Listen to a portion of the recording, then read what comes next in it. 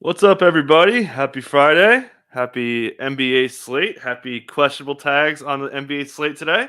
Been a while since we had that, at least at the time of recording. I'm really excited about the slate, man. A lot of new lineups we're going to see. A lot of questionable decisions on lineups. Kemba Walker's done. It's a whole new world out there, and really happy while Dink is out still smelling the roses in Costa Rica. The only man capable of filling in. The only non-ETR person we'll probably ever have on this show, just because the bar is too high. J Fan, how's it going, man? Good, man. Feeling refreshed coming out of the break, and yeah, a little pretty quiet morning until we got the OG news. So, excited to dig into that. Hope he's not out for too long. They said no timetable, so we'll see. Mhm. Yeah, it's playing through it. It sounds like for the All He Star break. practiced on Wednesday and Yeah, Thursday, and they just randomly decided to get a scan. Oh, you have a little fracture. No big deal. dude's a beast. So let's start with that, man. Obviously, Toronto's rotations are airtight. You're taking out a really key piece in OG for the defense. It changes the whole scheme of their offense. And we saw them start Kem Burge in Van Vliet spot, which was interesting. They were usually going with Precious Achua, and there were some quotes from Nick Nurse, I want to say about 3, 4, 5 weeks ago, saying that when he was ramping up Birch, he liked him with Van Vliet. So that leads me to believe in this matchup here against the Hornets, I think Birch probably starts. Van Vliet expected to play as well. Certainly with Seymour Chua, probably helps Boucher kind of a sneaky bit because Boucher does kind of back up OG at times in certain matchups too. So my low key winner there. What are you expecting on the rotation here? And pretty good matchup here against the Hornets. Yeah, we should see an 8 plus, a little bit of maybe Bannon and Flynn possibly, but Mm. Nick Nurse loves to keep his rotation tight, so it'll be concentrated among those 8 guys. We got some Fred VanVleet news this morning too. He rehabbed his sore knee during the All-Star break and expects to play tonight, but he still isn't 100%. So I would be Mm. careful there. The minutes should be solid as usual under Nurse. I haven't heard of any sort of minutes restriction on him, but I'd be a Mm. little wary of being too heavy on him just because he still isn't 100% with that knee. Siakam plus 3% usage rate differential this season with OG off the court, the biggest Mm. one amongst all the regulars. And we see, pretty decent assist rate bumps too for Gary Trent Jr. and Scotty Barnes when OG has been off the court this season. Barnes has the largest fantasy points per minute differential of any Raptors regular with OG off the court this season. So, it isn't rocket science. We know where the offense, where the minutes are going. Mhm. On this team, it's going to be beneficiary for Siakam and Barnes in particular for me. The beat writers seem to think Thaddeus Young will have a pretty prominent role tonight as well. So we'll see on him. Played 21 minutes, a good bit off the bench last game. So yeah, any other takeaways here that you think are actionable? Yeah, I think you nailed it. Thad will fill in some minutes too. So I would expect Thad who was playing more of a forward spot than the center spot with how he was being subbed in. So that's something to keep in mind too. But yeah, just thinking about it matchups wise, I guess to add to all the stuff you nailed, it changes a lot for Scotty Barnes because I think before this injury happened and I was writing matchups, I had to undo so much of it, but that's beside the point. He was going to probably get guarded by Mason Plumlee. So now, and I thought they were going to start Cody Martin, but now, given the way that they're going to play bigger, I think they might start PJ Washington and PJ Washington get put on Scotty Barnes, which I think is interesting in a couple ways because when the Raptors are playing a team and they see like a size advantage or a disadvantage, that'll kind of manipulate how they're going to try to produce their offense. So Mhm. going from Plumlee to Washington, I think is a plus for how he could be maybe as a 2 or 3 option rather than a 4 or 5 option in the starting unit. Um, so I think that helps. You mentioned the Siakam stuff. He's going to probably get Miles Bridges. He's done great on him in the past. So yeah, Siakam could really smash, especially if FEV is limited. And yeah, should add too. Gary Trent's crushed in these 2 games against the Hornets. Team high 28 points in 2 games. Van Vliet was out one of them, but still scored 24 points in the game. FEV was in there. So now you're taking OG out, and man, Trent could really do some damage here against the Hornets team that is getting wrecked on 3 pointers really for the last 2 seasons. Yeah, the pace is obviously still good, Yep. there too. So, good game environment, especially if I haven't really heard much more on Fred VanVleet, but assuming he's somewhat limited, a bit of more of a bumps to guys like Trent, Yep. Siakam, and Scotty Barnes than usual. Yep, yeah, they're since I think it's January, they're top 4 in transition frequency and transition efficiency. So yeah, up and down fast. Raptors actually play really slow at half court, but gonna be a lot of running up and down here. Nothing. I guess we could, while we're on this game, just to knock it out. Cody Martin, Yeah. probable. I kind of mentioned that we saw PJ Washington start, and I think again that this OG thing makes it more likely to me that PJ starts again. How do you think that Cody Martin coming back affects it? Should add still no McDaniels, still no Hayward. Yeah, I think you nailed it, with PJ Washington, just given the matchup. Assuming, we'll see JT Thor out of the rotation, Hmm. and, Borrego's played fairly tight, especially, the last week or two when he's been shorthanded. So, Book Knight got sent down to the Swarm, to the G League. So I Hmm. think he's out of the rotation as well. So, yeah, Mason Plumlee, 13 and a half minutes last game. What do you make of this split with him and Montrez? Montrez got all the way up to 43. Yeah, definitely Trez is going to be a factor here, especially in a team that protects the paint pretty well, and they're really aggressive on trapping Melo too. So could be like a sneaky spot for Trez. I'm probably not going there. I didn't even write him up in matchups because I had to delete it. But yeah, but just because it changed everything for the front court. But yeah, I'm. I think he's fine. I don't really like any of those guys. I like Miles. I don't like LaMelo. They're going to run a lot of traps at him. They've kept him in check most of the night. Oh, Brody's having a nightmare. But yeah, I don't really feel too great about really most. I think PJ is like interesting, but I want to make sure he's starting though. Yeah. I gotta wake Brody up. No nightmares, dude. All right. He's having nightmares of you potentially having to write up Montrezl Harrell and Oh yeah, I can't do it. Apparently, did you see that quote from Mitch Kupchak saying he's like a defensive presence? yeah, it's So brutal. good. It's Yeah. brutal. All right. I think anything else you want to add on this game? No, no. We can. No. All right, I guess we should be mainstream media and talk about what everyone's going to talk about today. And that is the Philadelphia 76ers making a trade you guys probably heard about. They're healthy. So how do you think Harden is going to affect just from we'll talk about with the usage, but like how do you think it affects like the minutes for guys? Yeah, so that starting lineup should be Maxi Harden, Tybal, Tobias, and Embiid. Second unit being Shake Milton, Korkmaz, Danny Green, Georges Niang, and Paul Millsap. So I think, yeah, obviously, we'll see. I think they have to stagger Maxi and Harden as much as possible. Hmm. Would seem to make a lot of sense. In terms of usage, like Embiid has never had to play with another high usage player, even in the realm of a James Harden before in his career. Hmm. You look back in his career, the highest usage teammates he's had have been Tobias Harris, Ben Simmons, Jimmy Butler, and Jimmy Butler was like low 20s usage when he was in Philly, and then Dario Saric like way back when, earlier in his career. Like he's never had someone even in the realm of a James Harden. So you know Tyrese Maxey, I think, takes a big hit as well. Hmm. Maybe they stagger, maybe he doesn't take as big a hit if they do that. But Tyrese Maxey leads the Sixers in touches per game, 85 touches per game, leads them in time of possession per game, 6.6 minutes.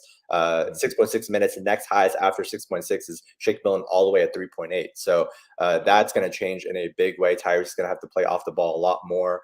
James Harden does not do catch and shoot threes, really. He doesn't really do much of anything off the ball. So yeah, I mean, I think Tyrese probably takes the biggest hit just in terms of Hmm. his role within the offense. Obviously, Tobias takes a hit too, and Embiid, just by association, they're not gonna funnel the ball, the offense through him in the post as much as they did before. So yeah, I think I will say though that this total is all the way up to 229, and you look at Sixers games, they never get up this high in terms of total. They're usually like 215 ish. This would be like the second highest total of any Sixers game this season. They were like at 229 and a half back in October. So we should see some higher total games, better game environments, at least with Harden in the mix. Yeah, I'll add just a couple things too for the Maxi stuff. He's going like literally getting the worst player for touch time. James Harden leads the NBA in 9.4 minutes of touch time per game. So yeah, that's rough. I still think he'll be okay, but like obviously he's for season long he's been crazy good. Yeah, And the point I was going to make too is honestly I'm more worried about like the Tobiases and the Maxis. Like obviously there's like a little bit of upside that's coming off Embiid, Mhm. but I think he's still going to be okay. Like he won't have like those 40 usage rate games as Yep. frequently, but he'll still be like mid 30s. But I still think it'll be okay. And another point too, like we saw Harden last year with Kyrie, he was clearly like third banana as far as just pure usage rate goes. He still got touches and dimes and all that, but as far as his scoring output goes, it dropped. Mhm. So that's kind of another point where like I'm not worried about Embiid honestly, but the matchup's not great. I think I see a lot of Vanderbilt, although we do have the 2019 cat fight. Maybe they'll start to guard each other again, but yeah, I'm interested to see how that works. And I think Anthony Edwards is going to guard hard. And we saw Anthony Edwards guard Ja last night and do pretty freaking good job up until late. So I think Ant's an underrated like one-on-one defender. So I think it's kind of a sneaky bad matchup for Harden, which is kind of another point for Embiid. So probably no one's going to play Embiid. I think he might be really sneaky. Yeah, I mean, these are spots just generally where, I tend to want to see how things shake out before I get in there. Mhm, And such a huge adjustment adding James Harden to your offense just changes everything. It's really hard mhm. to expect them to play well together initially. I think it's going to be obviously a big process where over the next couple of months they'll figure out each other and figure out how to play each other, and hopefully by the playoffs they'll get it tuned in. So there's definitely going to be a bit of an adjustment period initially. Yeah, and we talked about it too on our side. Like, Embiid's not like a traditional roll man like the Capellas of the world he's played with in the previous years. He's like, I think he was like 17th in roll man possessions last year. Like, he's straight. Give me the ball on the post, and I'm going to score on whoever's in front of me. Like, I don't care how you get me the ball. So, yeah, not too much injury stuff, but we gotta hit that game. Obviously, just a little bit. Let's just we haven't got the Wolves filing yet, but it's interesting. I do want to talk Cat. So Cat cleared 30 usage rate for just the second time since January 30th after Chris Finch really talked him up, even with D'Lo going ham and with a really slow start. So I'm actually pretty encouraged by what I saw from Cat yesterday, despite how I'm crestfallen that I didn't hit my over 23.5 point prop. But yeah, anything, and I mentioned, yeah, Ant Edwards, right? Because he guarded Ja and he struggled on offense. I'm not sure if they're correlated. You could make a case that it was. And obviously, D'Lo just went completely off. This team really owns the Grizzlies. Shout out to me for picking that win.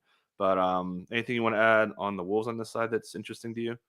Not too much. I think a player that, if anybody we have to watch is probably Beverly, Hmm. because pre-break, I remember you did a show when the Wolves listed 6 guys questionable, Hmm. and Beverly had missed the previous game, the second leg of a back-to-back, just because they wanted to manage his workload. And afterwards, the coach came out and said it wasn't any sort of injury. They just wanted to be careful and cautious with him. So if anyone pops up, I think it's him, but I think the other guys should be good to go. Hmm. Yep, sounds good. Yeah, and I imagine Harden's going to probably guard Beverly. Question the chat on that. Like he doesn't really Yeah. matter there.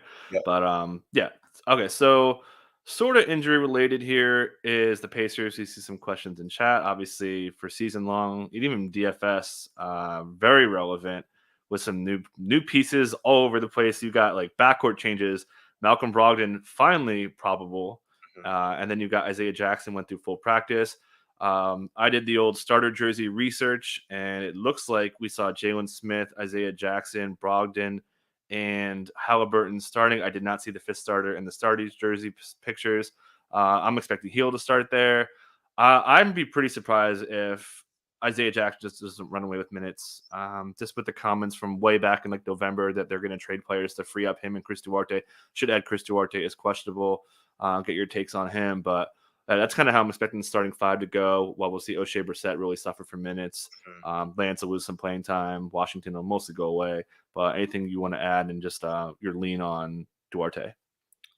Yeah, I don't have a strong lean. I would think just coming out of the break, would think he's more likely to play. But we got actually the Pacers updates, I believe, on Wednesday, and Mhm. Duarte was questionable then. There was no like positive reports like there Yeah. was with Brogdon, so that's a little concerning that he was just Mhm. like not kind of full in right away, and that the break didn't really solve those that injury issue. So we'll see on him. I don't have a strong lean on him. I think he'll come off the bench either way. We'll probably Mhm. see Brogdon, Halliburton, Buddy Heel, Jalen Smith, and Isaiah Jackson starting there. And Yeah, I haven't really heard anything on Brogdon in terms of a Mhm. potential minutes cap. He hasn't played in over a month, but the quotes were positive. He said he's been practicing. He said Mhm. he's at a really good place right now.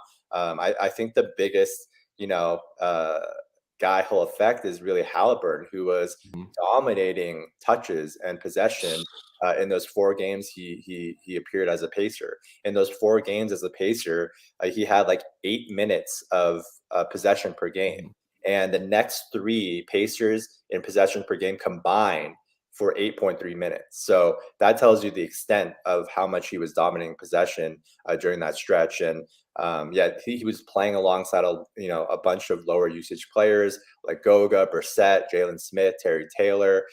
So this is a bit of a difference for him playing next to Malcolm Brogdon. So Mhm. how much of a hit do you think this is for Halliburton with Brogdon coming back? Yeah, I think he had like 21 potential assists for that in that game, which is just absurd. Yeah, But yeah, so just quickly on how on Brogdon, like they better cap him yeah, because this man, ever since yeah. December 14th, he missed the game, returned, got hurt, Mhm. came back, played 8 minutes, got hurt again, came back, played 17 minutes, got hurt again. They played him 18 first half minutes, got hurt again, and has been Yep. out. So like we haven't seen him go through a game for like legit almost 2.5 months. Mhm. So yeah, or one and a half, whatever it is. But yeah, I mean they gotta be careful on him. And I'm honestly like I get it. His price is elevated, but I still think Halliburton's going to be the guy. The quotes from Rick Carlisle are saying like they want him to be, the alpha, take pressure off Brogdon and not let him drive as much and all that stuff. So I still think it'd be okay, but obviously the upside's going to be, capped a little bit going from players who aren't on ball at all to someone who is at least a little bit. Yeah, I mean, this isn't quite the level of it, but it gives me kind of like De'Aaron Fox vibes, where Halliburton was just crushing in those games when Fox was sidelined, and then we kind of came back to earth a little bit when Fox was back in the lineup. I think he has a little bit a better shot just here overall, in Indiana, but yeah, I am definitely a little concerned about his upside, especially with the assists with Brogdon in the mix. Yeah, and I guess just to hit the other side of this game really quick, OKC uh, doesn't really have any surprises on the injury report. No favors, no SGA, thank goodness. Mhm. No, still no Dort, no Kenrich on there, no Ty Jerome. Who am I forgetting? I think that might be it. So this is what we Muscala, saw. What's up? Muscala, yeah, yeah, Pascal, yep, yep. So yeah, anything, and I guess to set you up too, they started Aaron Wiggins because they put Baisley on Booker, so they kind of didn't really need a second point of attack defender. I think that yeah. was the reason why they got Trey Man up there. So now you're going against two guys who can score. So I think Aaron Wiggins starts again. Trey Man off that bench and kind of goes that way. So I don't think Man has quite the upside in Yeah, they this last started game. Man in the second half over Hmm. Wiggins, I believe. So, Yep, yep. uh, yeah, not a great. I don't know, not a spot I'm attacking overall. Second leg back to back for them. Are you worried at all about SGA's minutes in the second leg here? They said I'm he not. was playing last night, not on the injury report. What do you think? I'm not. I think he's good. Yeah, Some really, really hot stats. I had in matchups. Shea's my cover boy. So the Pacers are like one of the most like dry funnel teams in the NBA. In the last 15 games, they've allowed 10 players to score 10 plus points off drive. And just to put clear, only 7 players average that. And like some of these players that were in that group aren't like good scorers. And yeah, now you go up against the number one guy in drives, and Shea's like super aggressive. 20 a league high 23.5 drives per game, and should add that only two of those 10 guys I mentioned drove it 15 plus times. Like he could go like 25 points off drives and like score like 40 tonight. So I'm like really into Shea, but okay. yeah, that'll be more my little tease for you guys on behind the paywall with Gary and me. But yeah, I'm pretty high into Shea as long as we don't get any What, early, minutes early, cuts. early flag plant. Oh yeah, I'm probably already planting him. Yeah, don't even have to. I don't have to join the show. But there's other guys I want to. There's like Dejounte gets the Wizards. We could talk about that in a second too. So, anything you want to add? That pretty much covers it. Yeah, Okay. So Q tags. A big one is LeBron James. We've seen this Q tag before. Obviously, don't really seem very. Do you have any? What's your level of concern on him possibly sitting this one out? very low. Hmm. He went through shoot around. He had this Q tag for the last 5 games heading into the All-Star break with that sore knee, played in all 4 of those games. It's probable Mhm. for that 5th one played in that game. So this is just, I think, you know, a formality for the Lakers at this point, where they're just kind of procedurally listing him as questionable. So he had the All-Star break to rest as well. So I think he's totally good. Carmelo Anthony's still probable. Obviously, I think we have to kind of talk about this spot Mhm. without AD. Yep. In terms of beneficiaries, LeBron and Malik Monk have been the biggest beneficiaries in the full games that AD has missed this season, just in terms of fantasy points per minute differential. We'll probably see a lot of LeBron and Carmelo Anthony at center Mhm. today.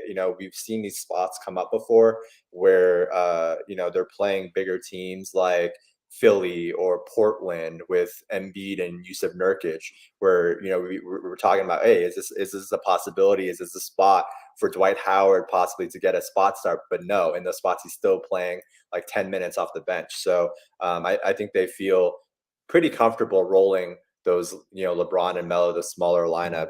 lineups today. What do you think about their lineup choice? I was thinking their lineup would probably be like Russ, Monk, Ariza, Stanley Johnson, and LeBron James today.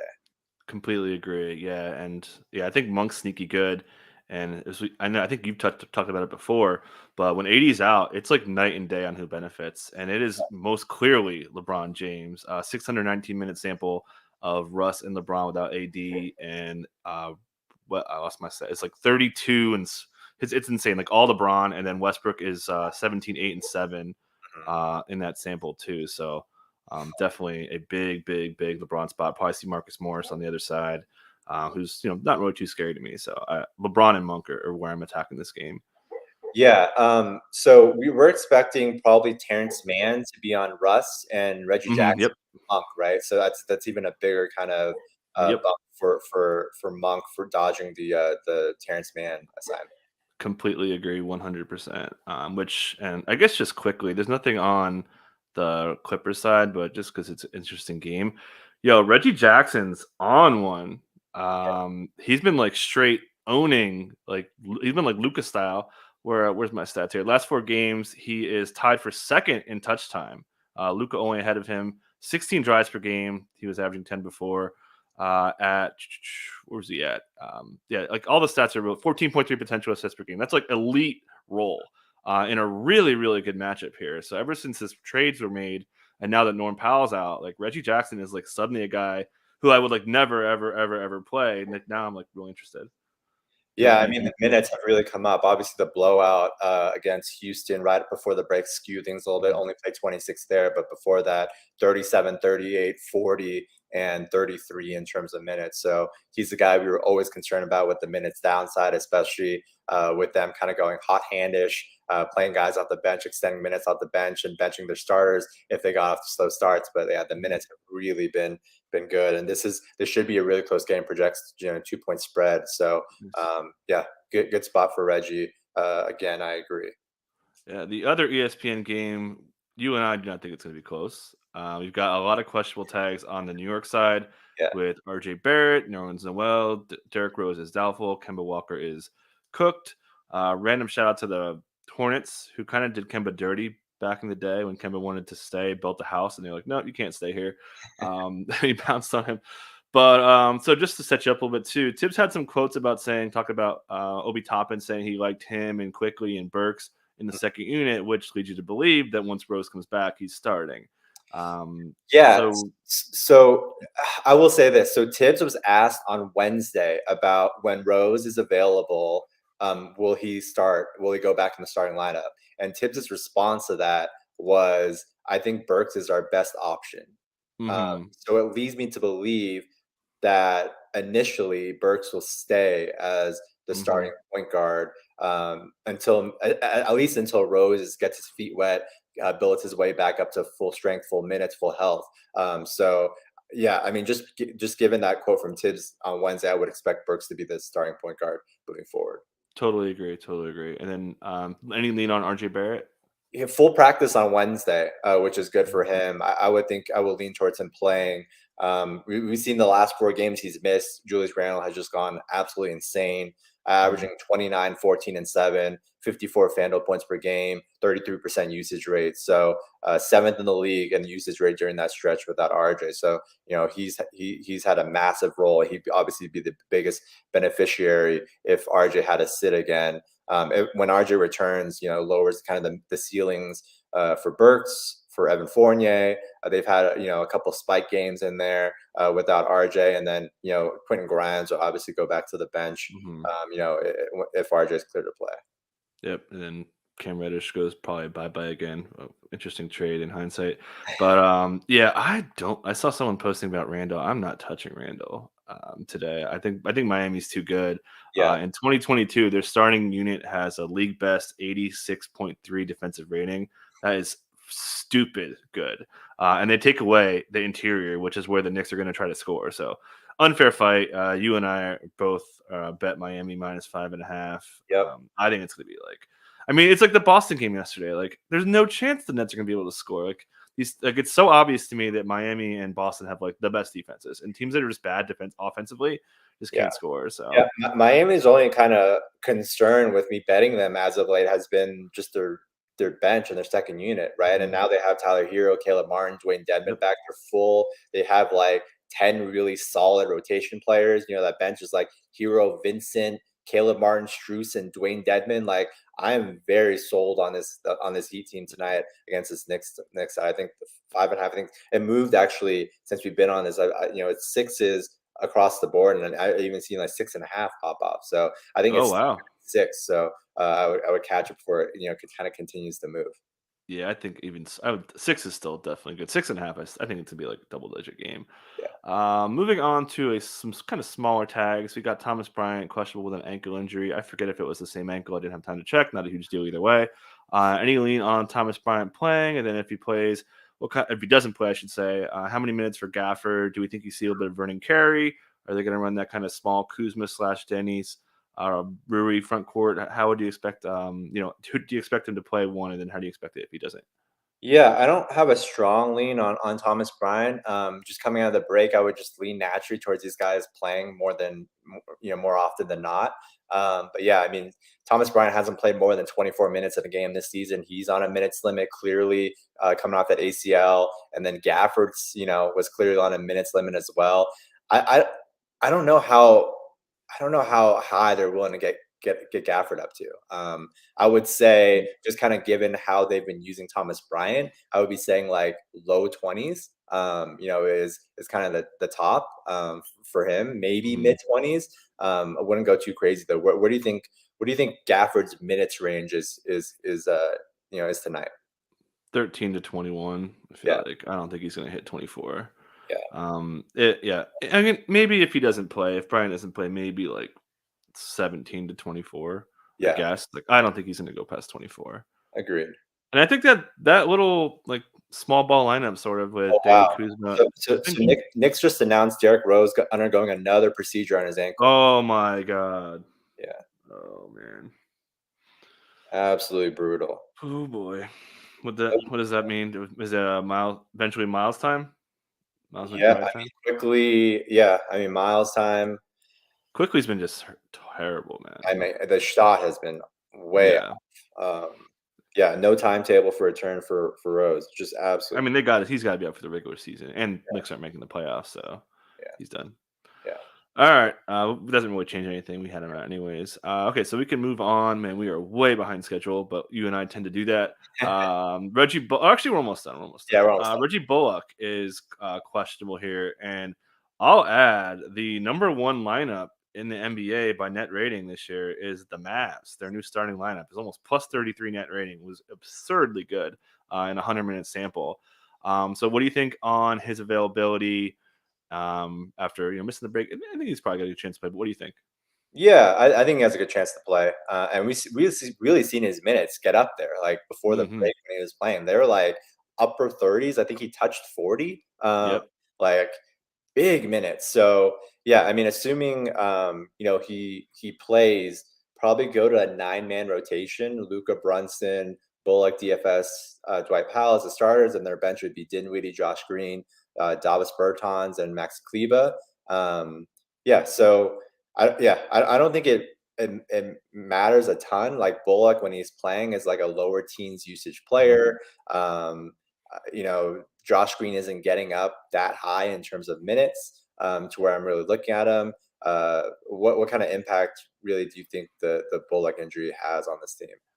Yeah, not huge. I think they would actually be okay with Green. Maxi would probably get if because we saw when Maxi came off the bench when I was stunned in that Miami game because like you just put him on Jimmy, problem solved.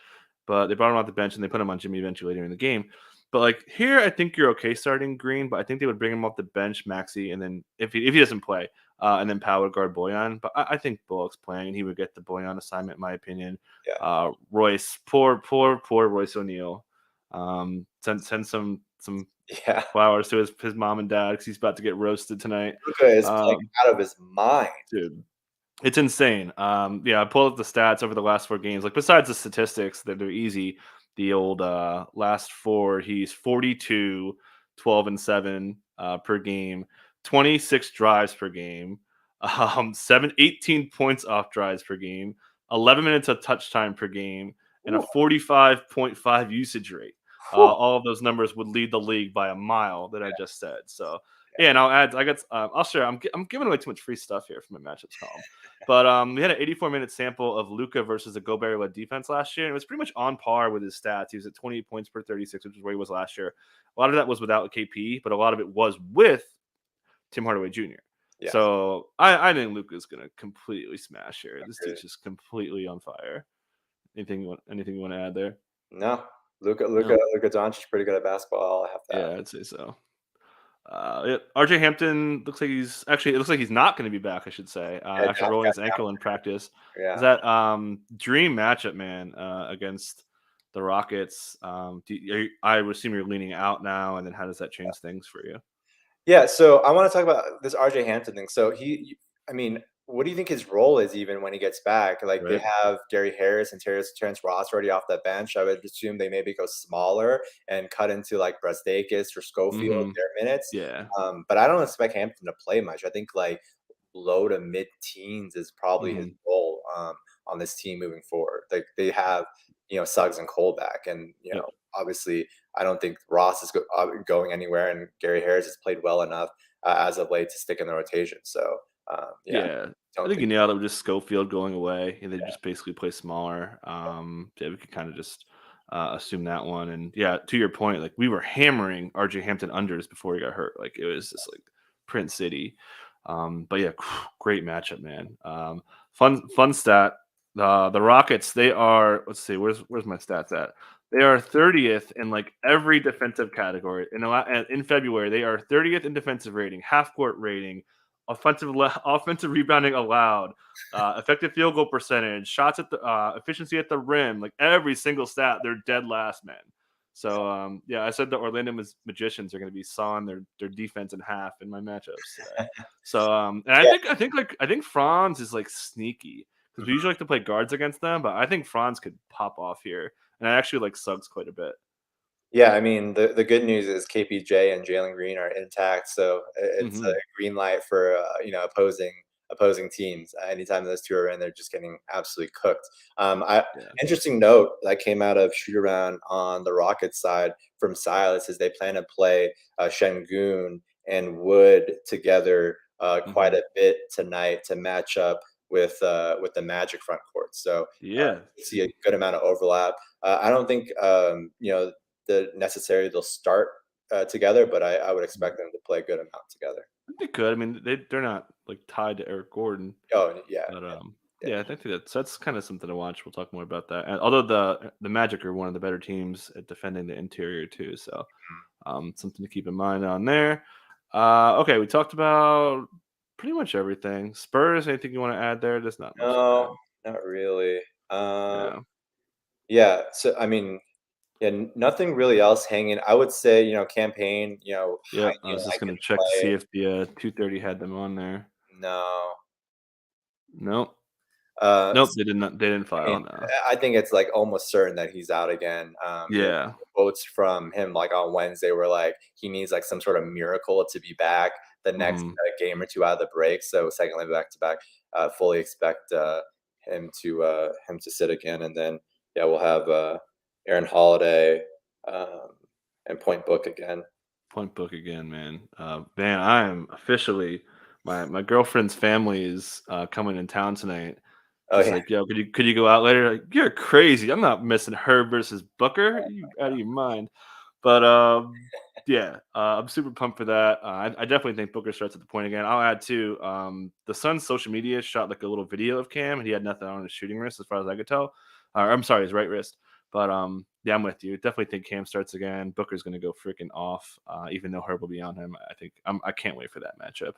yeah, Speaking of which, who do you expect to start for the Pelicans real fast? I think Hayes. We saw them start Hayes in the last game against Dallas, which is, not a big team. I think it just makes a lot of sense. I just don't think Devontae Graham really works next to CJ McCollum, in my opinion. yeah. Do I you, are think you with me on that? like the quote coming out was that they expect to keep Graham in that second unit for a Mm-hmm. while. So I Yep. think they'll keep riding this Hayes and Valanciunas front court, regardless of the matchups, and they're playing a smaller or bigger team. They just like Graham better in that second unit, which I think makes a lot of sense. Mm-hmm. All right. I think we did it. Anything on your sheet that we did not hit? I think we got everything we needed to get. I think we did. Yeah. Yeah, man. Nothing else came out besides the Rose thing. Nope. Waiting on the Suns and pretty much the Wolves, which should be clean.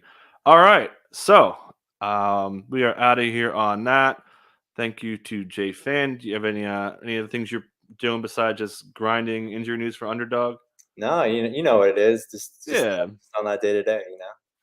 for sure, man. It's the best. I love like I was like, I was so ready for the break to end, man. I was like, God, I need to get back to work. It's the Dude, best. all my gambling chats, like my Yeah. friends turn into like college basketball and tennis touts. I Oh just my I couldn't God. handle it anymore. Yeah. I can't. I It's like, can't. I can't even deal with college basketball. Like I I think can't do it. elite college basketball like is watchable, but I'm just, like Mhm. I'm turning on these games on ESPN or whatever. I can't do it. Like these guys dribbling Yeah. out the clock for like 20 seconds, Yeah. and It's it's so just bad. it's brutal. It just makes Yeah, me I can't do long it. for Pistons Pacers. Like I would Oh my God. much rather watch that game. Oh my God, it's summer league, baby. I don't think summer league, even like when they're sitting all the good players too. Yeah, So, yeah. all right, well, we're out of here on that. Pretty not too bad. 39 minutes isn't too bad for Yeah, us. yeah. So, thank you everyone for watching. You guys enjoy your week.